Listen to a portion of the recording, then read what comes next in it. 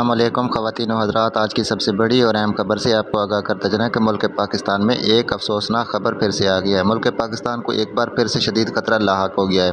محکمہ موسمیات کی تازہ ترین رپورٹ کے مطابق پاکستان میں خطرناک الرٹ جاری کر دیا گیا ہے۔ آج بنگلہ دیش اور افغانستان کی ساحلی پٹی سے اٹھنے والا طوفان پورے ملک کو اپنی لپیٹ میں لے سکتا ہے۔ اس کے ساتھ ساتھ ہی کراچی اور صوبہ سندھ کے کئی اضلاع ساحل سمندر پر بڑی طغیانی کا سلسلہ بڑھتا جا رہا ہے۔ تو آئیے دوستو، میں آپ کو مکمل تفصیل سے آگاہ کرتا ہوں۔ اس کے ساتھ ہی ویڈیو کو آخر تک لازمی دیکھنا ہے۔